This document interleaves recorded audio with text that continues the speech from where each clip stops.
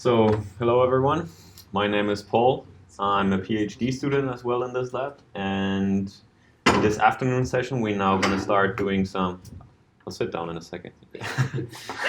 We will do some simulations. Now, after having all the theoretical input this morning, having a broader overview about TVB, now also you had some experience already with the graphical user interface. We will use this now and continue to run a first simulation with TVB and the default data set. So we're using the connectome, the cortical surface you just saw.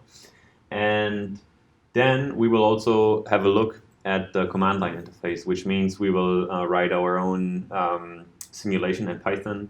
TVB comes with its own, well, it runs Python in the backend anyway, but it comes with its own installation with Jupyter. So we will start a Jupyter notebook and create our very basic simulation. Okay. So if you are, I'll sit down, but please feel free to interrupt me at any time and ask questions, or ask Julie or any of the other colleagues if you encounter problems at some point during this hands-on session.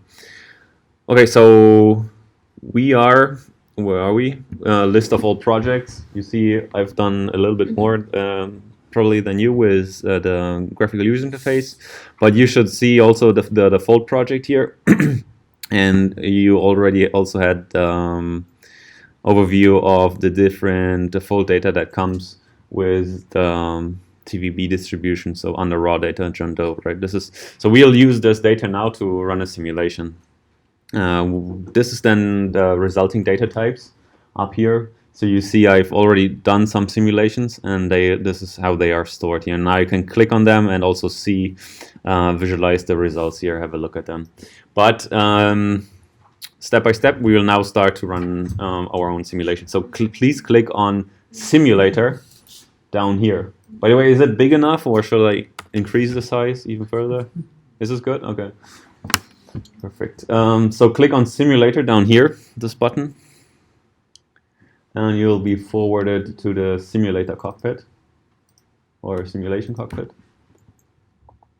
This takes forever. Okay. In the middle, you have the overview of different parameters you can set. You can modify your simulations. On the left, you have the history, which should be empty in your case. I have a couple of different histories here already. Green triangle means they are finished. Red triangle means they exited with an error. And blue, if there was a light blue triangle here, it means they're still running. So to create a new simulation, click on the, and on the right you have the overview of the results. Yeah? So click here on this star to open up a new simulation window. And now you see all these are now the default settings in here. And we'll now go through them step by step, explain briefly what they mean, and then in the end click up here to start a simulation. Let me show you one thing before we go through them. You had a talk by Michael Schörner this morning about the different TVB models and the faceplane representation. TVB also allows to have a look at this faceplane viewer for different models implemented in TVB. So click up here on this symbol with the 8 boxes and then choose faceplane.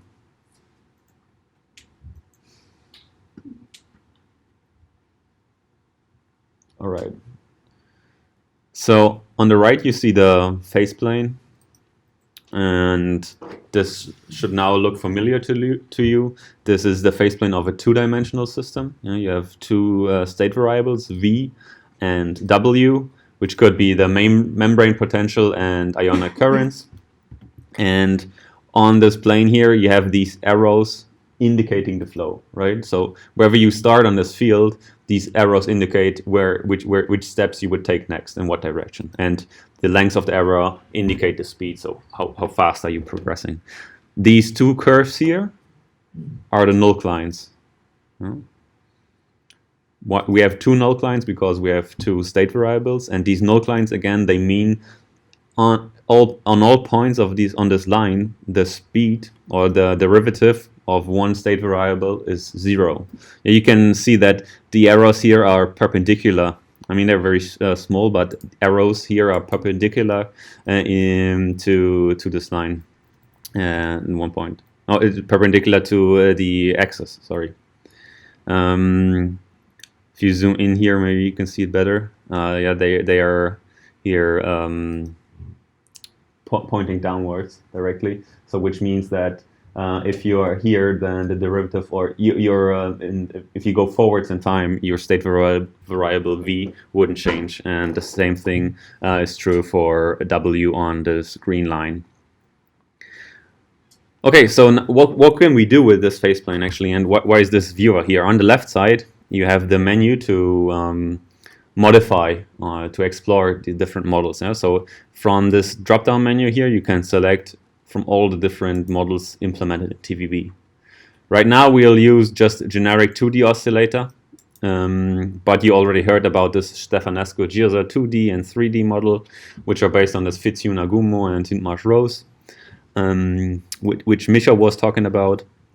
And there are other models like Wilson-Cohen here, Janssen-Ritt, having different dimensionalities, being more or less complex.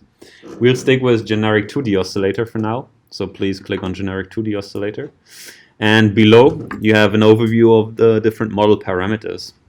So this is a phenomenological model. So it doesn't represent now really physical units. It's not. These parameters cannot be interpreted in this way. However, the phenomena can recreate many of biological observed phenomenon.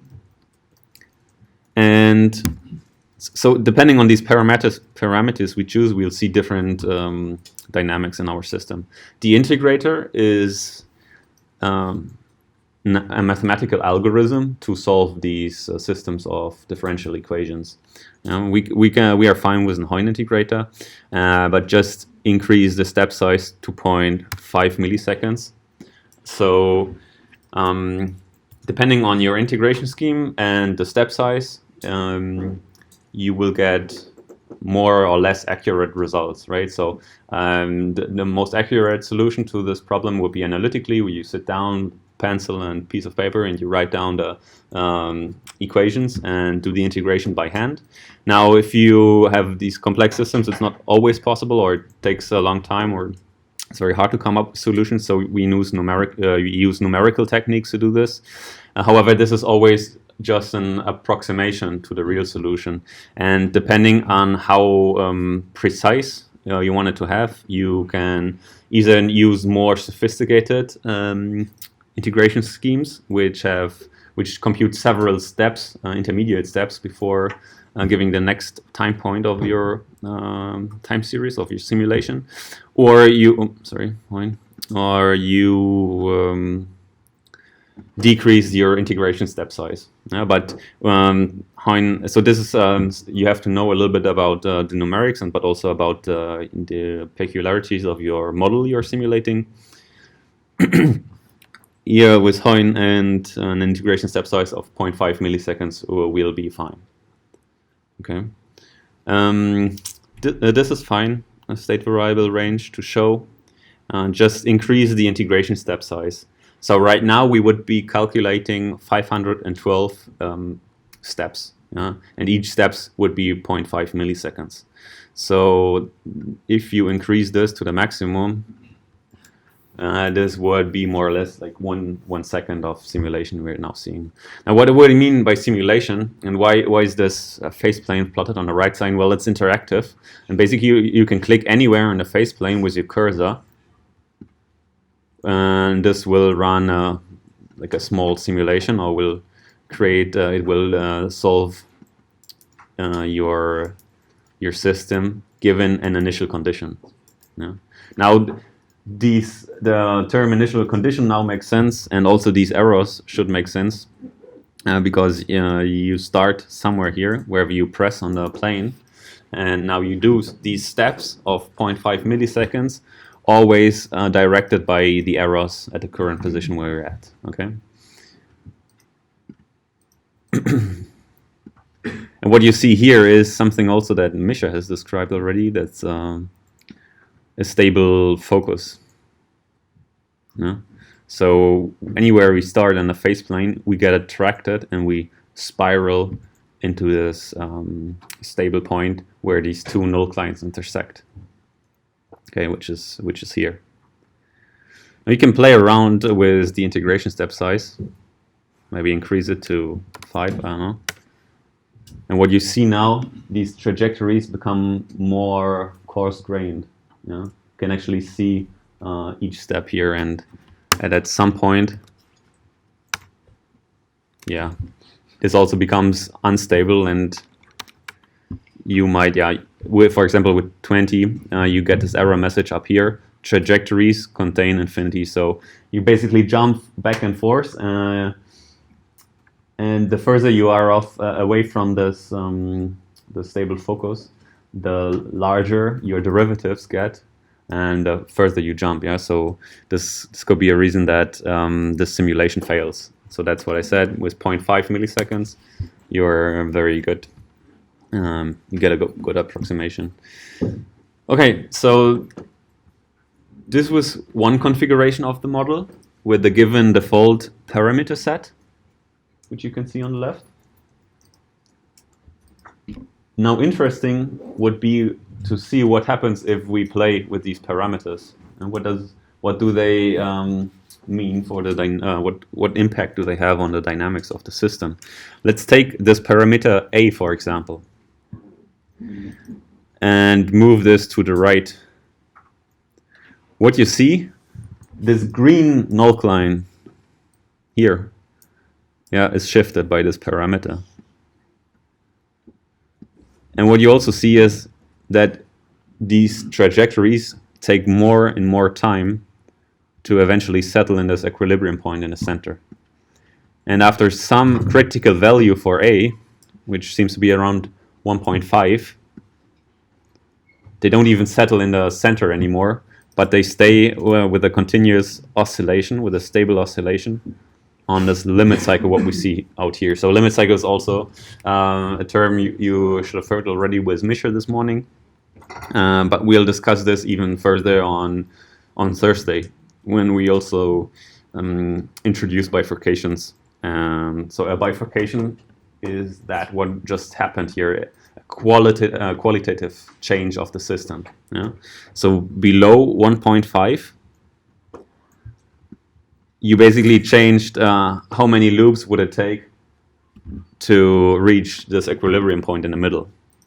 But above 1.5 or 1.7, I'm not exactly sure about the value here.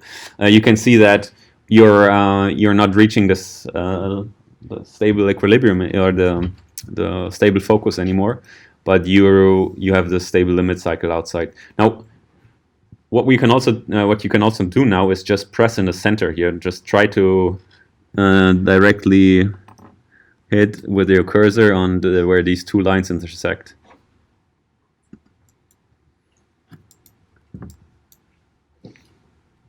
And what you'll see, you cannot hit it exactly, right? Your precision with your cursor is too low. If you'd hit it exactly, you wouldn't see any movement in your simulation or any dynamics, because this is still a fixed point. So speed in there, both derivatives are 0, so there's no movement. Okay, but because of your imprecision in this cursor, you're slightly left or right, which means there is some speed, and this gets increases with time. So basically, what you see is you spiral outside, and so what we have here is a stable limit cycle. This stable focus, which it was before in the center, now became an unstable focus. So it's repelling. You spiral away from it, if you want to say. And from both sides, inside and outside of the limit cycle, you get attracted to it. Yeah? So this is the generic 2D oscillator model. The name of this bifurcation is called the Hopf Bifurcation, just so you have heard it already. As I said, we'll discuss this more in detail on Thursday. Okay, good. So we had an overview now. By the way, you can save this figure if you like with this button here. Will get saved into your project, our folder structure of TVB. By the way, this should be available for many different viewers in TVB. Okay, then if we are fine with this, if we have explored this enough, we can go back to the simulation cockpit. Or are there any more questions about the faceplane viewer or what it means? Okay. Good. Then go back to the simulator page. Do we have to put A back to 2? No, as long as you don't save it, doesn't matter.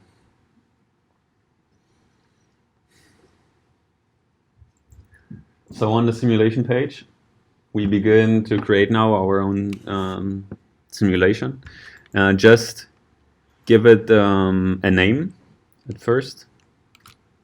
Let's say my first simulation or something.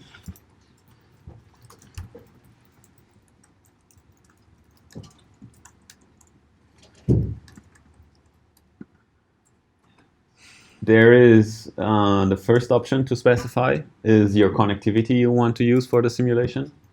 You should probably just have one. I don't know why do I have two. Probably played around with it. You also have two. Because you, together with Patrick, you created one, right? Did you create one, Patrick? No? Just have one. Okay. You just have one? Okay. Depends on if you've saved it in the... when you were looking at the connectivity, you were deleting maybe a row or something, and then you could save it or not. And you probably have saved it, and I probably have too some time back in 2019. So use then the one that appears in this drop-down menu for you. So this is the connect home, right? Having the matrices for connection strengths and connection distances. Then we use the long-range coupling function. This describes how nodes in your graph are connected to each other. We'll use a linear coupling function here, but there are others implemented here. Depending on your model, these coupling functions make more or less sense. Yeah, so they're also dependent on what model you use for simulation. But linear should be fine for now with the generic 2D oscillator. The linear coupling function is really just scaling the activity in one region. Yeah? So A times some activity in one region plus an offset, which is B. Yeah? So linear A times X plus B is then the activity that is propagated through the network onto the next node. Here we just take 1.05. So take these parameters as a given right now. They are from our experience or our parameter explorations. In fact, it's not really easy. You have so many degrees of freedoms in TVB to identify the optimal parameter combination for your purposes. So we do. I think that there will be a talk about parameter optimization on Thursday, I think, as well. Or yes, on Thursday. Good. Conduction speed can be 3 millimeters a millisecond. Yeah. If you click on this help window here, you get some more information about it. Now, cortical surface. If we choose this, we would then do a surface-based simulation in TVB, which means we simulate each vertex on a cortical surface as a single node. And right now we have a connectome of 76 regions, which appear, right? 76 regions of John Doe, which means we are simulating 76 regions, and each equipped with this generic 2D oscillator model. So each region has two differential equations. Here then you would have 16,000 regions with this generic 2D oscillator model, which is computational more intensive, and we won't do it today, but Jill will do it tomorrow. So right now we just keep this as none. Yeah? We don't want to do a cortical surface simulation. but it's another option. What would be important if you do a surface-based simulation is then a local connectivity. Right now we have this long-range connectivity in the connectome. Surface-based simulations also included local connectivity across the cortical surface. Spatial temporal stimulus, this is also something Jill will discuss tomorrow, show you. You could specify stimulus and then like hit some of these regions during the simulation and then watch the response of your brain network to the stimulus. So, local dynamic model. This is the... So now we're specifying the equations to describe the activity that happens in one brain region. We just explored this in the faceplane viewer, right? Generic 2D oscillator, and we also saw there a couple of others. But we'll stick with the generic 2D oscillator. With A being the crucial parameter we just watched, if we increase A further, we cross this bifurcation, the supercritical Hopf bifurcation. For now, just leave this at 0. We'll see what happens with this in our second simulation. So all the other values here are fine. Variables or quantities available to monitors is something I want to explain as well. So we had V and W. These are the two state variables of this local model. Monitors and TVB are different like objects or different functions to record your simulation. So we had this integrator, right, which solves our system of ordinary differential equations and saves each 0.5 milliseconds, right? This is what we set it to. We would save, then we would get one value for each 0.5 milliseconds. Now this is the raw recording, the raw data. What we sometimes are interested are maybe just some samples of this. Yeah, we're not interested in such a high resolution. Maybe every second is enough for us. Sometimes we are interested in projecting this raw neural signal onto EEG sensors. There's another monitor in TVB to do EEG projection. We would be interested in bold signals because we have fMRI data, for example. There's another monitor to do this. And now which state variable should these monitors relate to in the model? V is completely fine. I just wanted to explain why this should matter. So some more biologically realistic models, you would want to project only the postsynaptic potentials of pyramidal cells onto EEG, for example, because currents don't really matter and so on. Okay, integration scheme, we had this, point is fine, 0.5 milliseconds is fine as well. And this is now where we're at. Monitors, there's different options here. Raw recording would save each integration steps, as I said. Subsampling is doing, you can specify a period for this. You have MEG, EEG, bold, SEEG. They require a little further input, but we'll now, for first simulation, just stick with temporary subsample.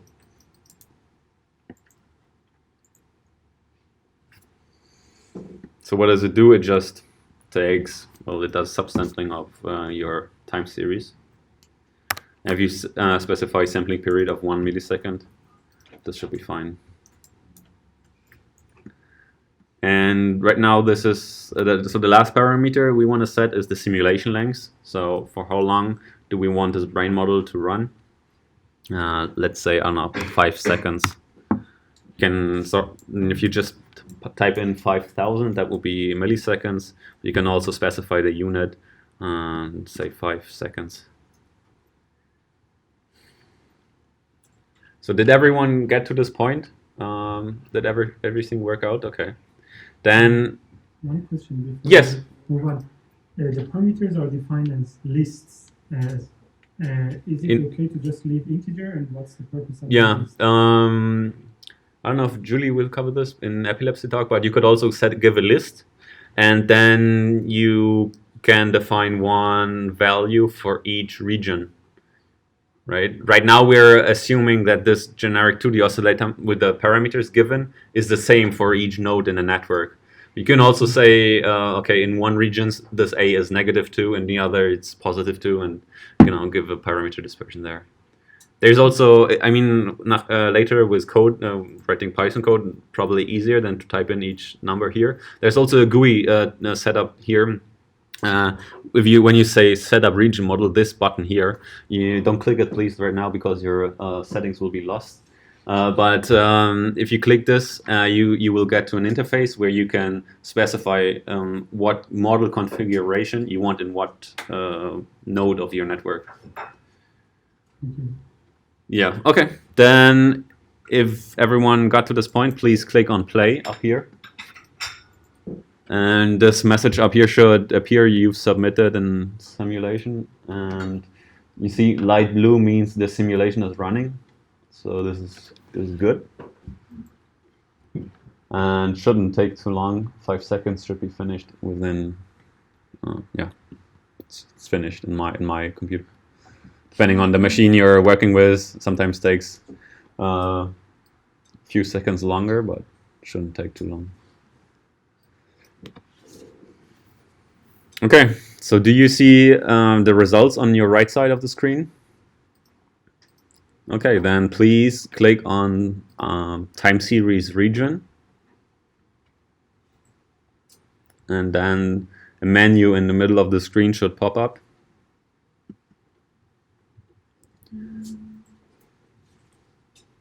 And then choose visualizers. I think you have to wait a little bit until the simulations are done. Oh, yeah, sure. Is it still running for you? No, it's running. No, it's okay, it's free. So,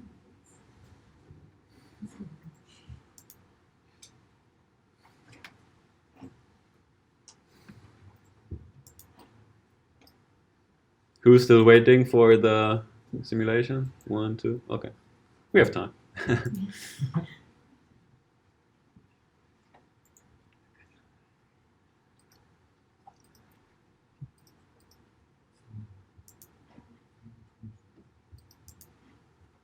Okay. Good. So if simulations are finished, then please click on time series region here and on visualizers in this menu that pops up. And then choose Brain Activity Viewer in 3D and 2D.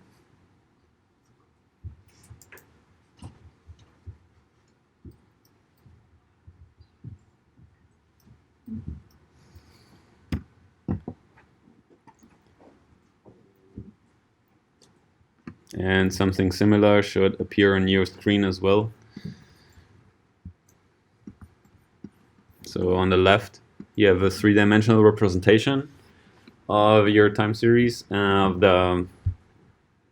the cortical surface. Around you have the head of John Doe, and beneath the cortical surface, and well, the colors indicate time-dependent activity.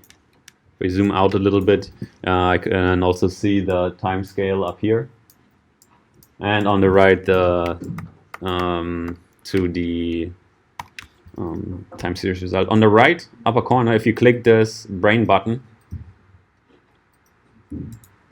you have options, this brain symbol in the right upper corner. You have options to modify your visualization. For example, you can set the face or unset it. It's shown or not, or the navigator as well. Yeah, navigator is this. Cross here, face, shiny surfaces, and so on and so forth. The speed, how fast should this visualization run? No, the time steps per frame. Scaling of your time series. Right. Similar. Several options are here. Actually, they're more right here. They are. You can also change from different to another simulation result you have down here in this menu. So several options here, and this brain button appears in several different visualization tools of TVB. Yeah, so sometimes it's worth to have a look on the right upper corner. Good. So what do we see here? Not much, right? Let's go back to the simulator and just have a look at the two-dimensional time series. So press simulator. Did this three-dimensional representation work out for everyone? Who didn't work it out? Okay. There's someone. Click again on this time series region, this object, this result here, and choose visualizers again. And this time, time series visualizer, the lowest one.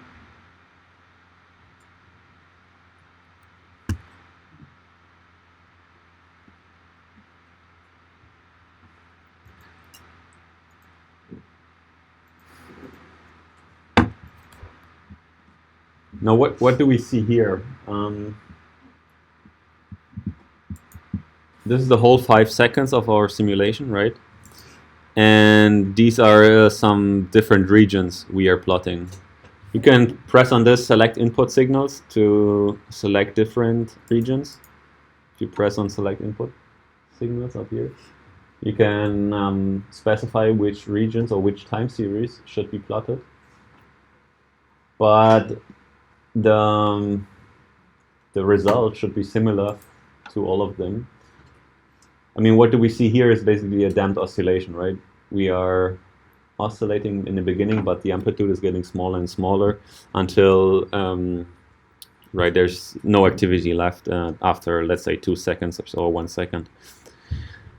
So what's the reason for this? Well, actually, we set up our model this way, right? When we looked at the faceplane viewer, we saw that the trajectories were all pointing inwards onto the stable focus. So anywhere we started on a faceplane, we would do 1 or 2 loops to finally settle on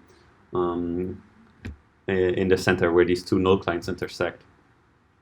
And we also identified that there's this one parameter A, which if we tune it or if we shift it, we get stable oscillations after a certain specific value for this.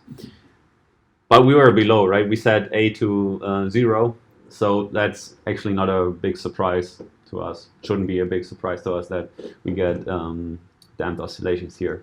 So we'll now take this result and start our next simulation. Go back to simulator, please. Click simulator.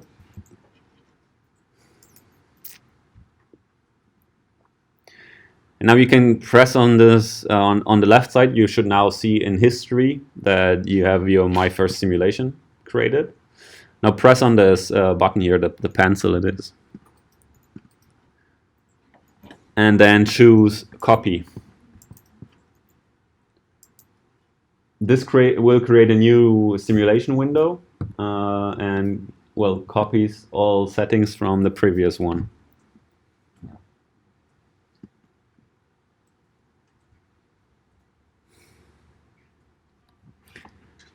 Now what we want to do now is we want to change parameters and check again what would be the simulation result. What is the simulation result? But now we want to do it a little more systematically. So what we are doing is we specify a parameter range, and we'll explore activity across this range. So yeah, we'll do a parameter exploration. Basically across 2 parameters we'll specify in a moment. But first let's give this next simulation a new name. I'll call it My First Parameter Space Exploration, PSE.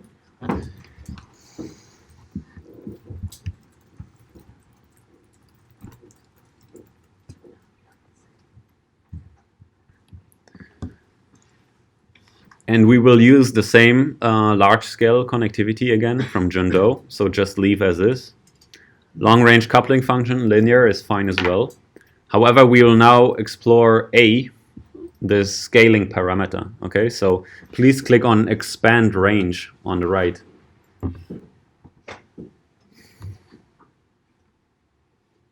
If we click Expand Range, a new window should open. And And now we can set a range from what value to what value do you want to run simulations. We'll now set this to, we had a 0.5, so we set 0.3, from 0 to 0.3 in steps of 0.05.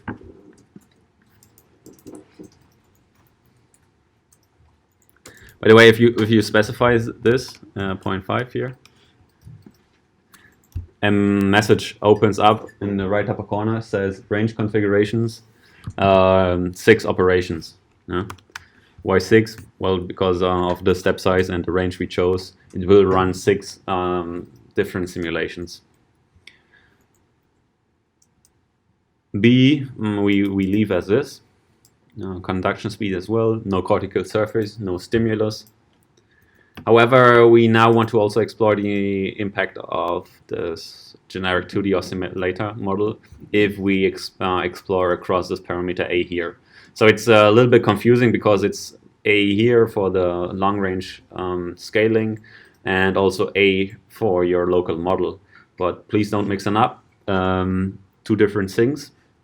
Please click on Expand Range for this parameter A.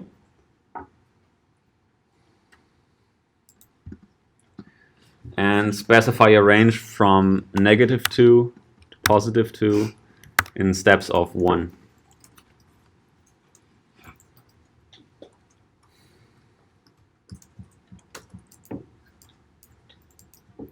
By the way, maybe for those people who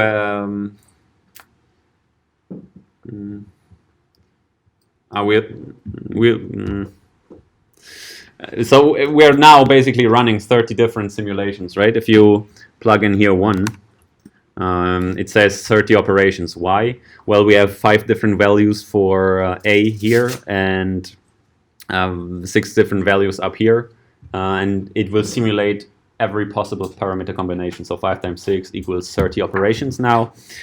And this might take some time. I'm just thinking about the people who felt it took some time already in the beginning. Maybe increase the step size here to 2, and this will result in 18 operations. So you won't have to wait that long. Yeah, this depends up to you. I would leave this up to you,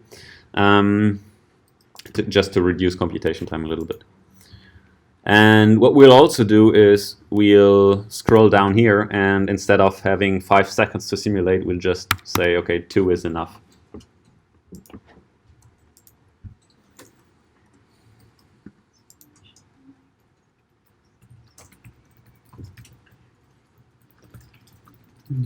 Is there already a setting to say how many cores you should use? Or does it include all the cores? I think this is within the settings in the beginning, in the user settings. Yeah.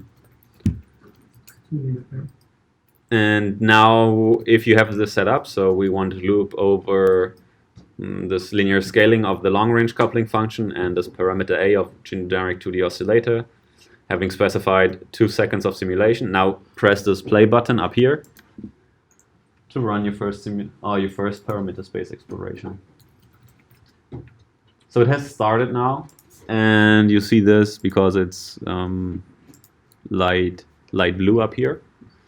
And as soon as there are some results, they will appear on the right. You can click on View.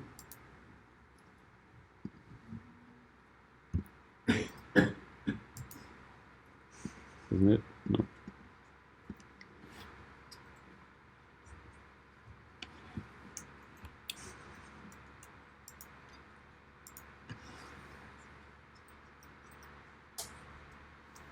So this will take now a minute or 2, because we have 30 simulations.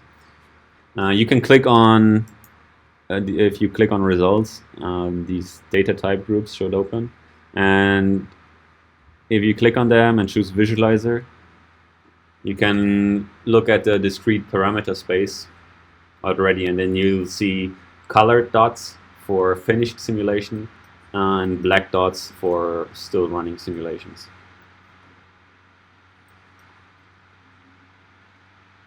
Yeah, so it was here with sorry.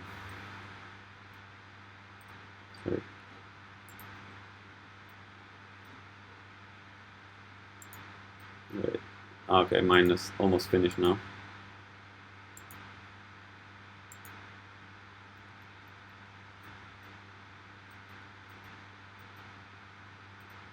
So now these are the values we specified, correct? We would vary this generic 2D oscillator parameter A from -2 to +2 in steps of 1. And we would vary the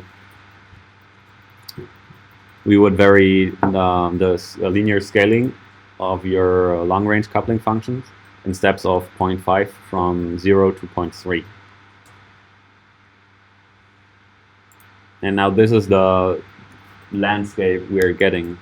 Now the colors indicate different metric than the size.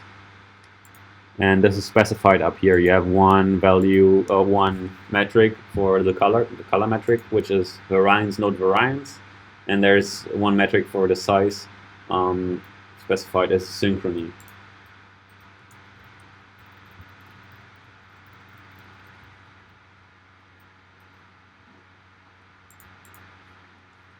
And if I click refresh now, yeah. So in my case, it has finished. You see the triangle has turned green now, and you see all resulting data on the right.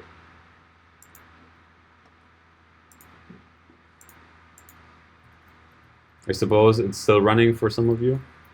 No? Has finished? They're still running? Yeah. Okay. We can wait a little more.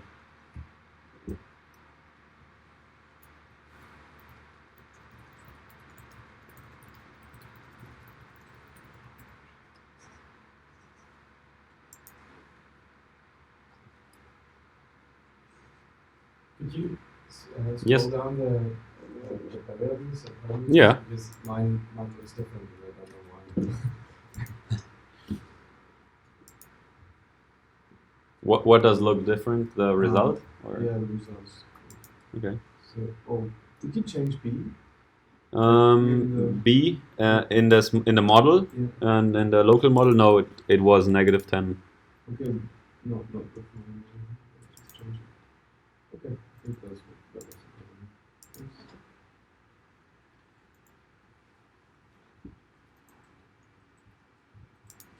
Okay, so for those of you who finished the simulation, you can now click on the results on the right. Just select any point here, any bubble.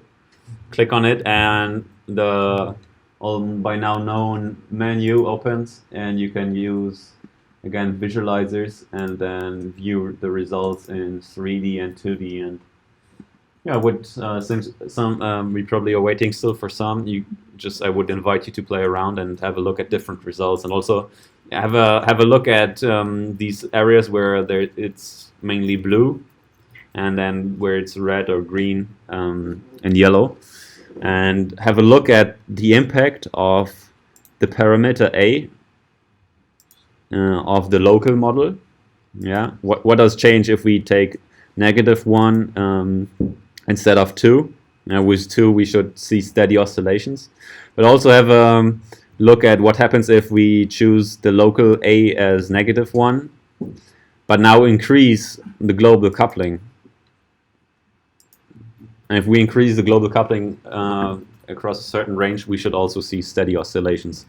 And what I want to show with this is it's not only the dynamics of the local model and the way you set up the local model, which has an impact on the simulation results, but it's also very important to consider the network. I mean, that's basically the reason we're using the connectome as the backbone, right? Because we're interested in what does the network add to to the observed, or to the dynamics of our brains. Sorry. Yes.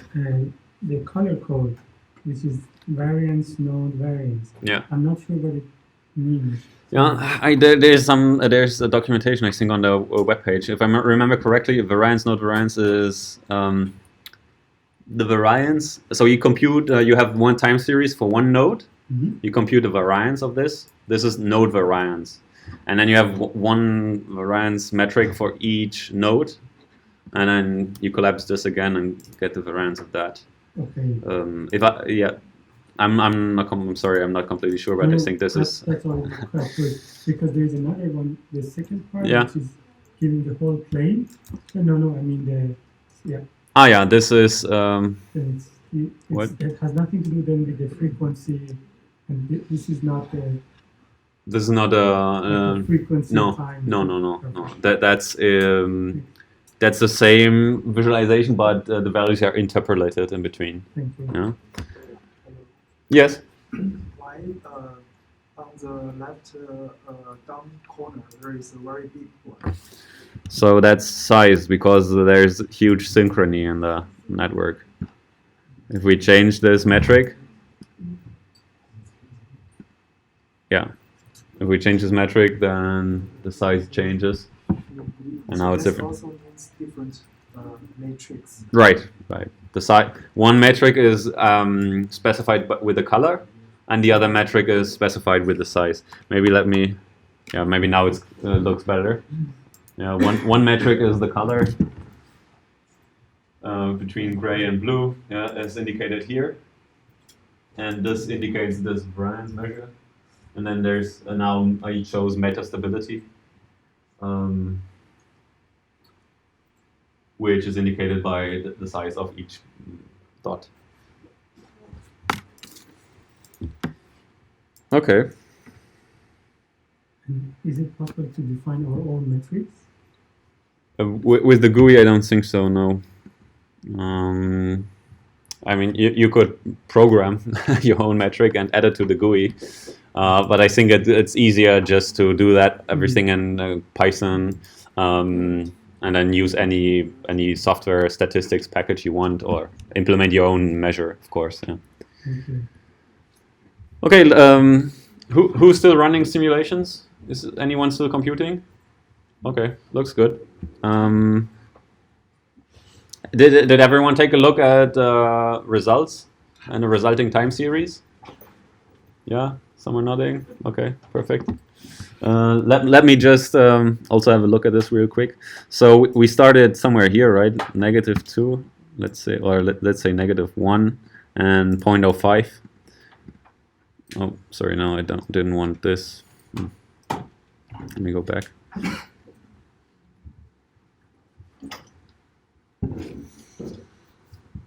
Yeah.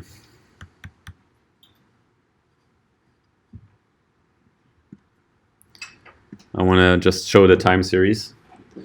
So this is what we already saw, right? Damped oscillation. Depending on our initial conditions, we do 1 or 2 loops around the stable focus, and then we basically don't move anymore. So this is not really a beautiful or realistic simulation. Well, it depends on what you're focusing on. But I said from this point, we can increase A of our local model of this 2D oscillator. And if we increase it beyond 0.7 or 0.5, then we get this stable limit cycle, right? So if we stay with a global coupling of 0.05 and increase our A of the local model to 2, we should now see steady oscillations. However, they're quite so in the beginning they're quite different, right? Because of different initial conditions, they're chosen randomly, and later on some pattern develops, which is then repeated. But another option is also to increase our global coupling from 0.05 to, let's say, 0.3, somewhere over here, and visualize this. And now we begin also to see steady oscillations in some regions, even if our local model actually still predicts the damped oscillation. Yeah. So this was the point I wanted to make. Local dynamics are true, or can give a hint, and they are true for unconnected regions. But as soon as you bring this network into play, then you need these simulations, otherwise it gets pretty hard to predict. Good. This would be it for the session with the graphical user interface. I would now switch to the command line interface with Python, unless there are any more questions about what we just did. If you have any questions, otherwise, good. Very good. We'll now switch to the Jupyter Notebook. So, has just as for me a question, has anyone experienced with Python on Jupyter Notebook already? Okay, some. Okay, perfect. But nevertheless, we'll do this we'll do it iteratively, very simple and step by step. And I'll go and type in my commands on the screen here. You just would have to copy them. What I'm typing on the screen, and it should work out for everyone. Let's see. No, this is not what I wanted. This is what I wanted. So if you have downloaded TVB and you go into the TVB distribution folder, you see the TVB app, right, or with a different ending depending on your operating system. And there's also a folder called bin for binaries. If you open this one here, then you should find something with IPython Notebook. Can you please double click on it or execute it in the preferred way? And this should open up a Jupyter Notebook in your standard browser.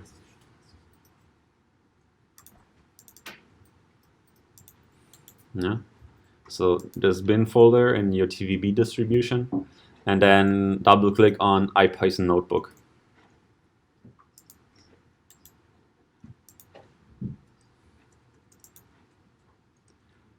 So then you should see something like this. So TVB comes together with some example notebooks, yeah, having some tutorials in here. For example, here, if you scroll down, you will see tutorials 1, region simulation, surface simulation, exploring a model, and so on and so forth. So they're quite well documented as well. They have a lot. You don't have to click on this right now. I just want to give you a hint on what you can do once this workshop is over to recapitulate, or to, if you want to dig even further into the topic.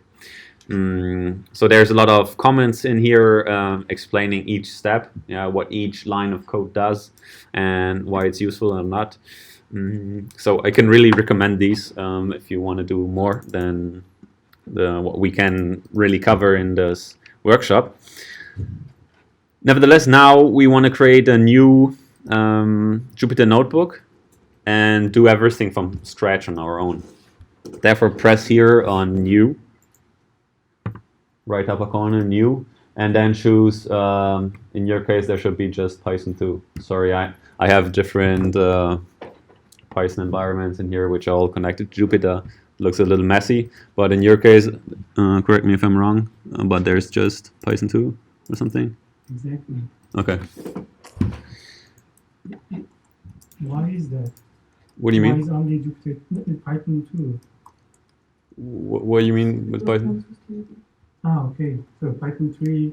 Oh, this official release, I think, is still Python 2. Yeah, you're right. But there has been work already to translate everything to Python 3.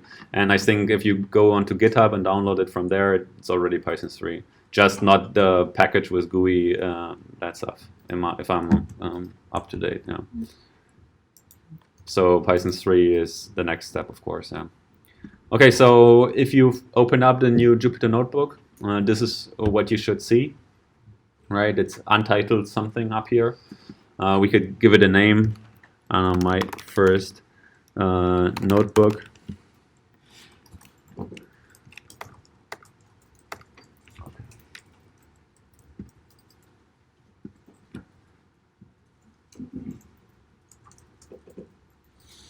So for those of you who are familiar with Jupyter Notebook, this is a little bit redundant, but for those of you who are new, Jupyter Notebook is just a way to write Python code and execute it.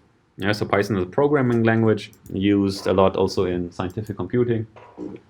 You can, we have in here these cells, that's what they are called, and you can type in your your commands in here and then press this play button up with run, and then this Python command will be executed. So the computer will execute whatever commands you're giving him and will print out the results below. So we'll now just type in our commands in there and execute this to run our simulation. Okay. So the first thing I want you to do is to we start with something pretty special already. This is not a usual Python command, but this is like a magic, something special for Jupyter. And this is actually a command to already import some libraries we'll use, some functionalities also for plotting our results later.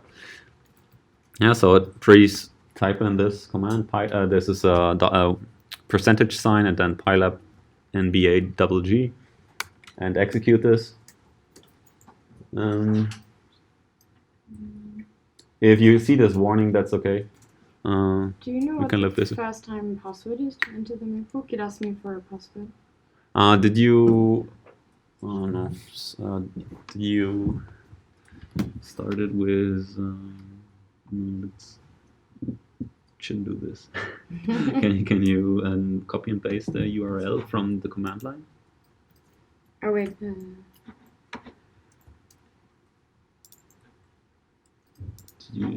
Did you execute Maybe I just opened it. double click? Yeah, I just double clicked it. And I then? think it opens it first. Yeah. and-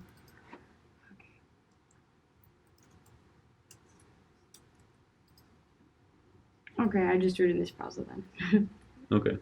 Cool. Perfect. Thanks. No worries. Okay, and so this is importing some functionalities for plotting, for displaying our results later. Let's now import the most important part, which is TVB and its functionalities.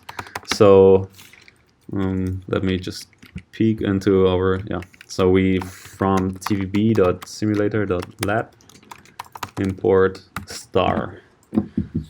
By the way, if you hit the tab button, it does auto completion. Yeah, so that's why sometimes it looks so fast if someone is typing, but it's really just this little key that helps you.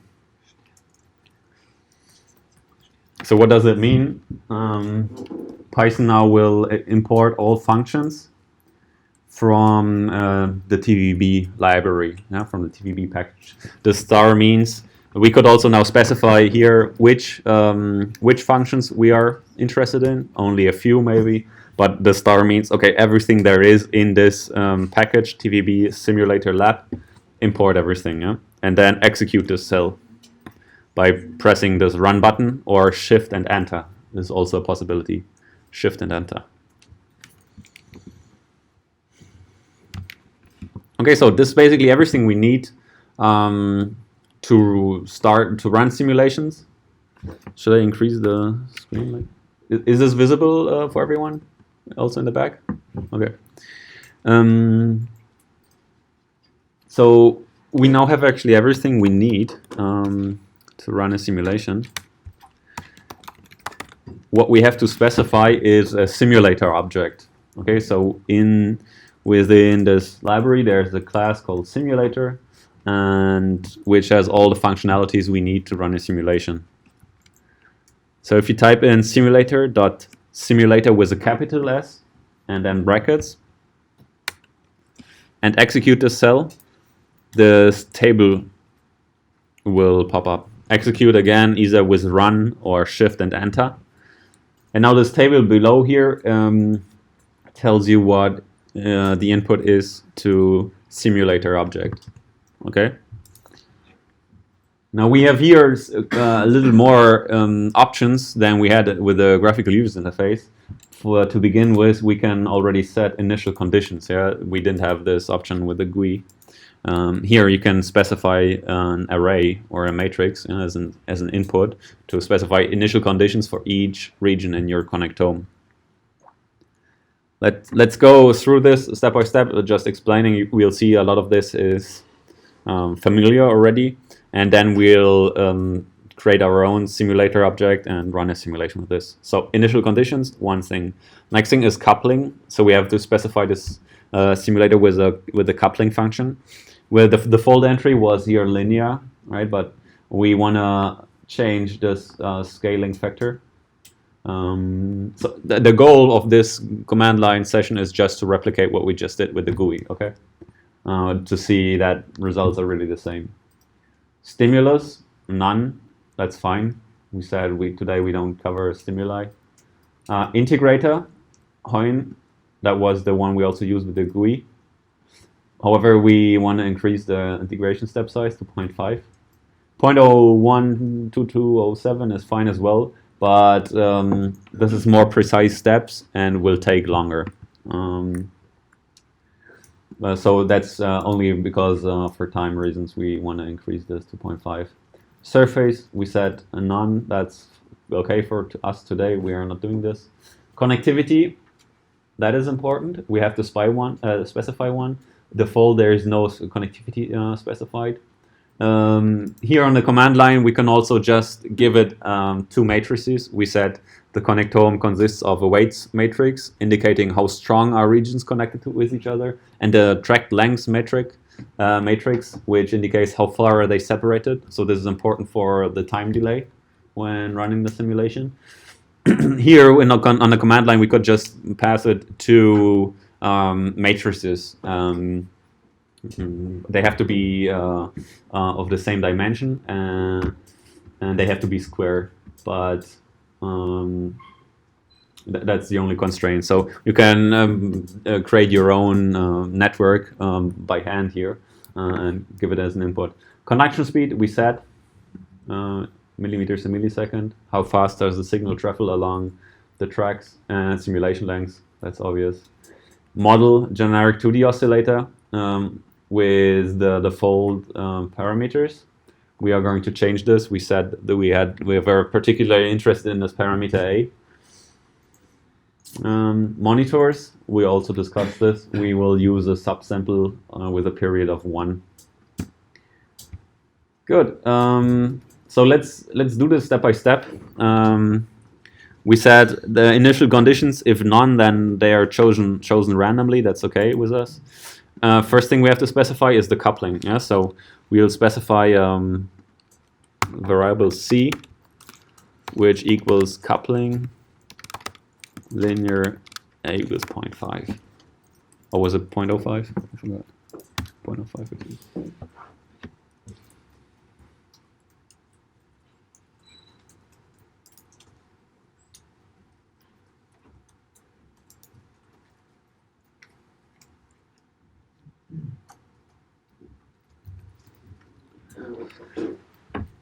Okay, then execute this cell.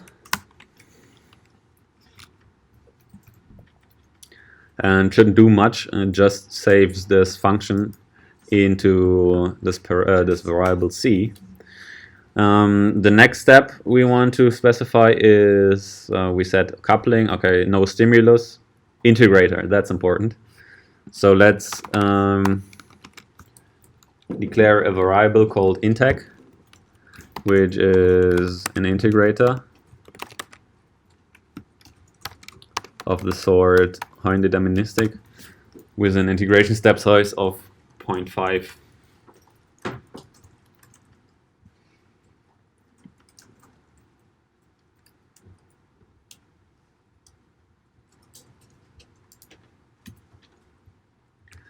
And then execute this as well.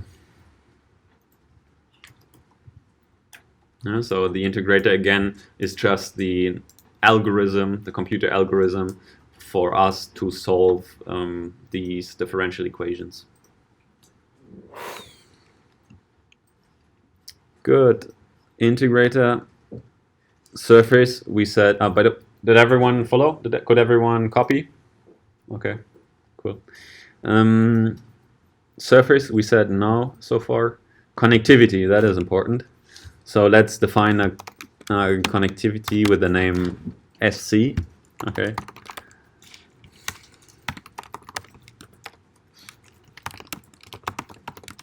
And we'll just use again. So all these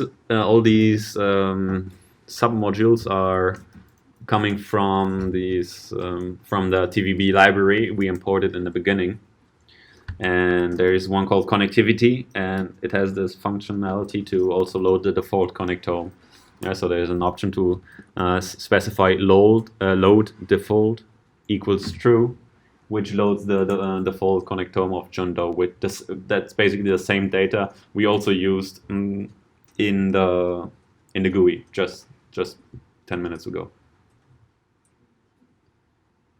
So SC equals connectivity dot connectivity. Please know that that's a capital C here, and then load default equals true.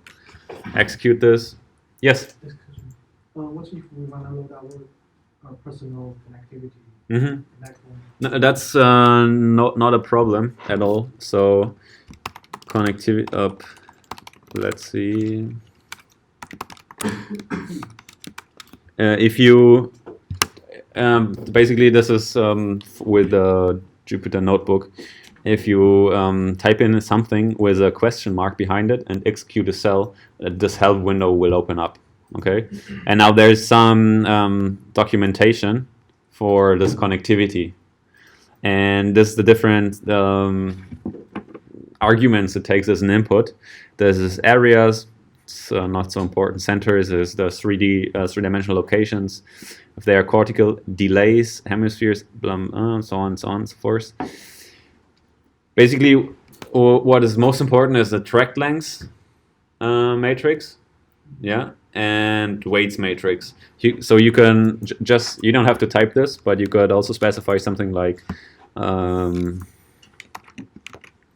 this. So weights equals, and now some. So I'm just typing in my own matrix here. Okay.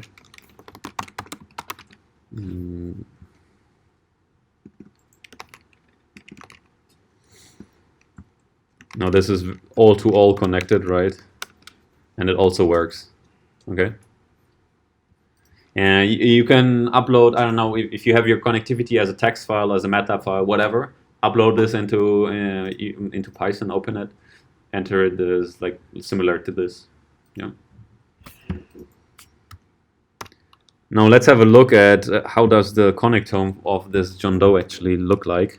There's a function from matplotlib called pColorMesh, and it allows you to plot like a heat map, yeah, or like a matrix in 2D.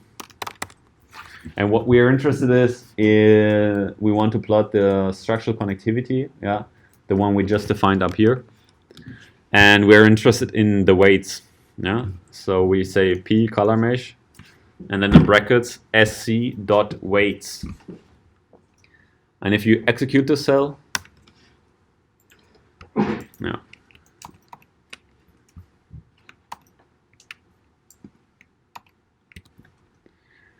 A window like this should open up. Yeah. So these are the intrahemispheric connections, the big squares, we color squares, and these are the interhemispheric connections, right? So it looks a little strange. This is not what you typically would get from diffusion tensor imaging or different kinds of diffusion weighted data. This is obviously modified here, cutting out all other regions, all other connections which don't connect homologous regions between left and right cortical surface. But anyway, so this is the connectome, the default connectome, just to play with within TVB. Please click this close button up here to stop the interaction now. Otherwise, the next plot command would go into this figure and then messes up everything. So click stop here. The figure remains there, and the next time we issue a plot command, it will open up a new figure for us. Okay, so good. We had this connectome now. The next thing is conduction speed. Okay. Simulation length, also okay. Now models and monitors is the last thing left we have to specify. We do this by handing over this generic 2D oscillator into a variable called mod, which comes from models, generic 2D oscillator. A equals, what do we want to do? -1.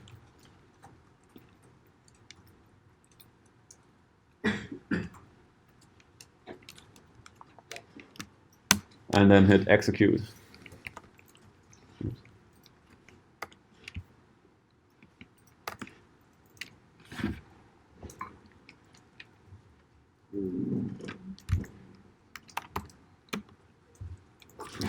The last important thing we have to specify now is monitors, right? What do we actually want to record from the simulation?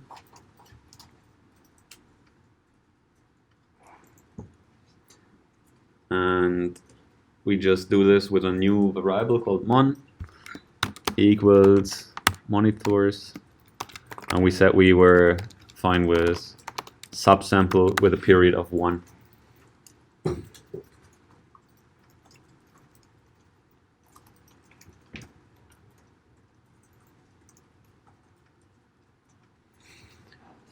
And then execute this cell as well.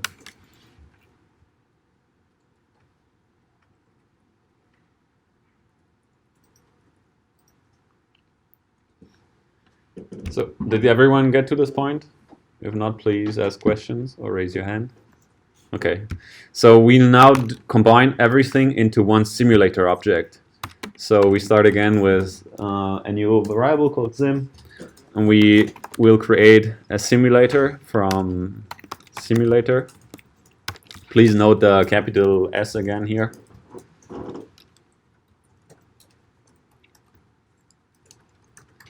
And now we will put all these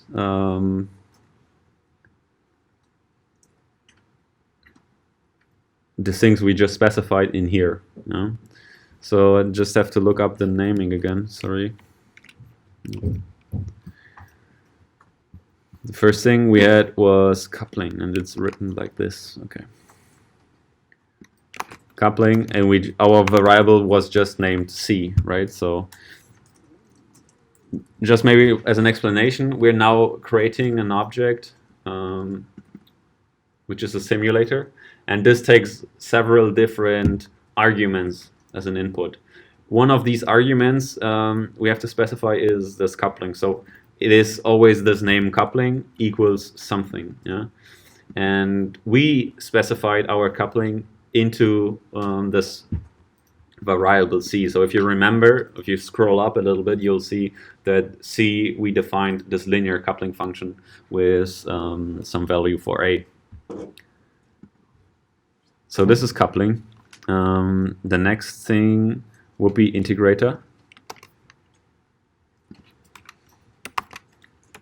We called it intag, if I'm correct.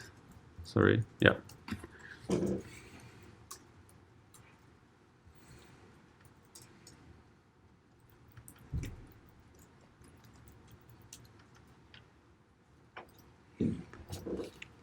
So next thing is connectivity. And that was called SC.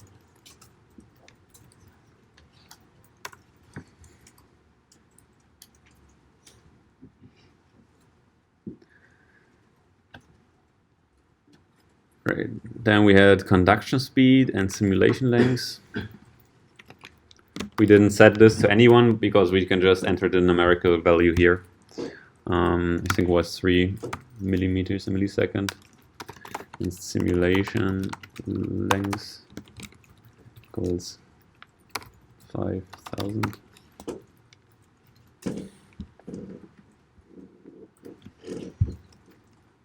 Oops. By the way, this is in every TVB Node workshop, I always do the mixing up with TH. So this would obviously generate an error because Python doesn't know simulation length.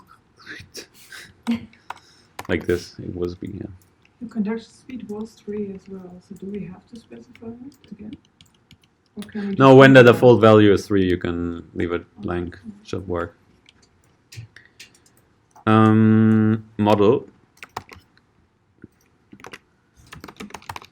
is the generic 2D oscillator we defined above, right?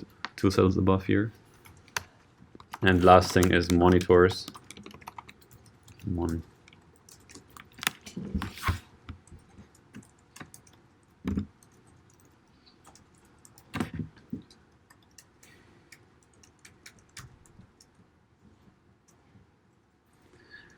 And then press Shift and Enter or run this cell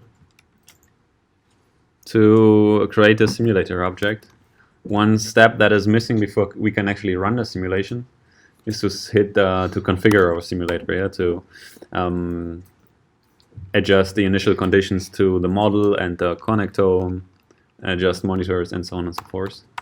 So type in configure and brackets.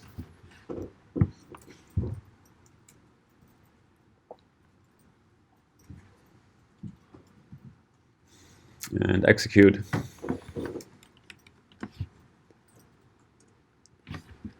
And you should see a new table appearing below. So down here, a parameter, value, and description. And now it contains the setting that we specified before.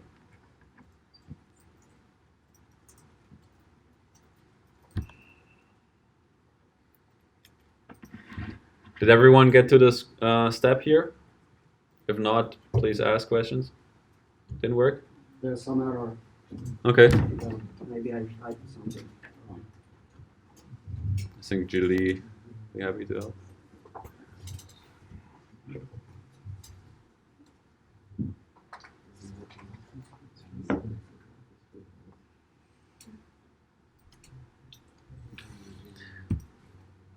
For the rest, let's have a quick look at the new table here. So it contains now the input we specified linear with a coupling function of a equals 0.05, right? We changed the integration scheme. We now have a connectivity. Conduction speed is 3, simulation length 5 seconds. That's everything is good. So to run the simulation, we call the run method or the run function of this simulator object. So type in sim.run and then square brackets, run brackets.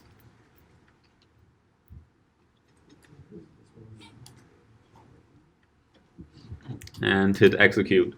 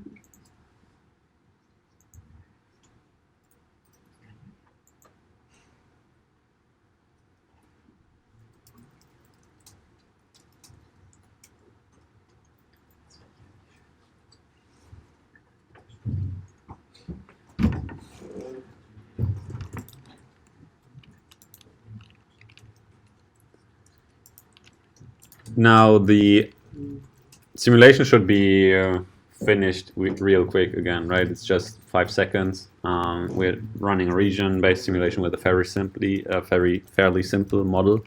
Let's have a look at the results. So the output is structured in at the first glance maybe a little complicated way. I think it's again tuples inside a list. Yeah. You don't have to type this, I just want to show you. Yeah, so out here these square brackets indicate a list, and then this is in here is a tuple. And there's 2 arrays in each tuple, which is has the following meaning, because you could specify several monitors, so for example EEG and bold, and EEG has a different time scale or has different time resolution than a bold signal, but they would both be saved or outputted in one list. And so you would have for each monitor a tuple containing one array for the time points and another array with the data. Yeah, that's basically it. So when we now want to extract the time array, so we specified the subsampling monitor taking one data point each millisecond. We have to index into results like this. Yeah, so Python starts counting at 0, not at 1. So if you want to have the first entry of anything, you put in the index 0. And this would mean, okay, give me the first entry of the list, and then take the first entry of the first entry of the list. Okay. And if you execute it, it should work like this.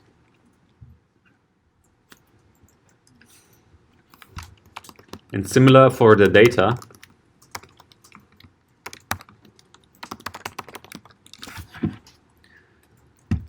We want the first entry of results and then the second. Yeah, so that's why 1.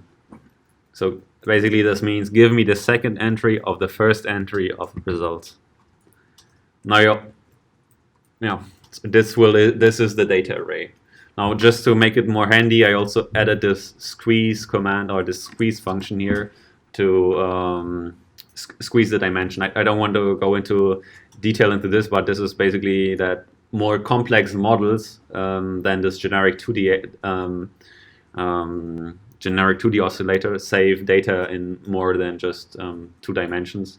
So they have 3 and a third dimension, and then well, this is because of TVB. This is still kept even in this lower dimensional models, but it's basically empty. So to make it more handy to deal with, we just put in the squeeze. It's not so important at all.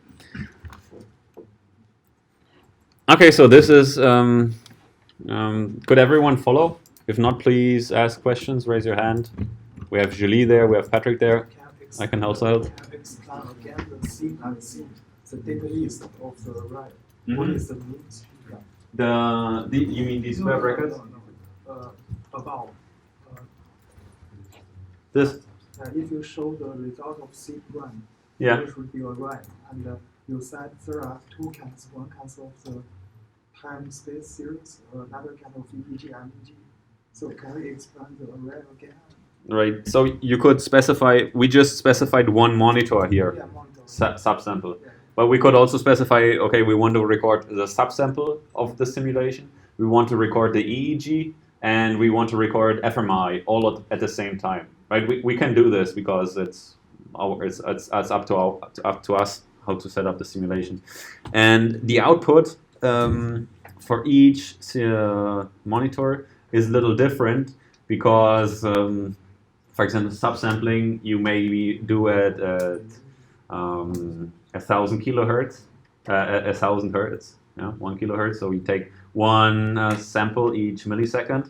Bold, however, you might, to make it more realistic, like in real world, bold is captured at, I don't know, one second, let's say, roughly 1 second or 2 seconds, depends on your settings. So the time points the output has in the end is there are much more time points captured for EEG or subsampling monitors than for the bold monitors. However, the output is given all in one list, in this results list. And the way the developers chose to save then the output is with a tuple. So a tuple is another form of structure in Python, right? And this tuple will contain one array with time points, which is just increasing the numbers for a substring that would be 1 milliseconds, 2 milliseconds, 3 milliseconds, 4, 5, 6. For EEG, it would be then 2 seconds, 4 seconds, 6 seconds, 8 seconds, so on. And yeah. That's basically it. And then this is how do you index then a list which contains several tuples. One tuple for EEG monitor, one tuple for bold. And because here we're just having one monitor, we only index into the first tuple here and then take the time and data. And now we want to plot these results. Just type in this plot command. On the x-axis, we want to have time. And on the y-axis, we want to see the data. Now this will plot all, just 1 second. You don't have to type this, just for me to check. Yeah.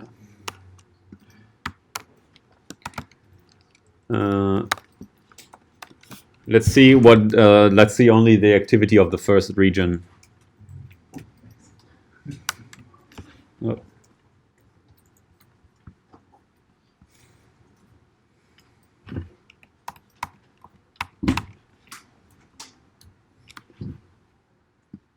Yeah, so the plot command is again a function from TVB, from matplotlib library in TVB, and we give it 2 inputs. One is the time array, so this will be plotted on the x-axis, and now this is the data.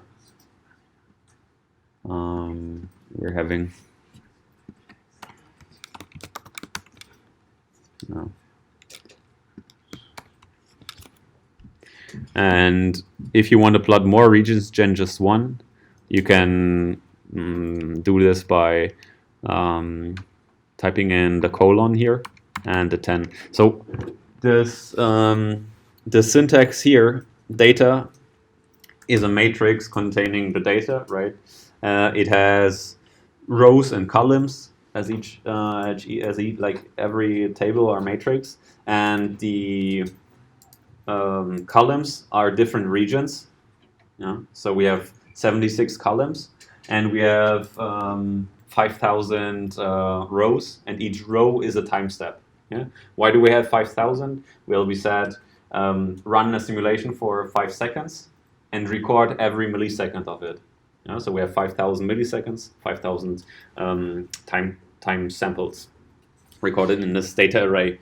And now indexing is just means, okay, give me a part of this matrix. And I don't want to see everything. Just give me a part. And this colon here means, okay, give me all of this row. Yeah, give me all the row. But only if I type in here 10, just the 10th column. Give me all rows in the 10th column.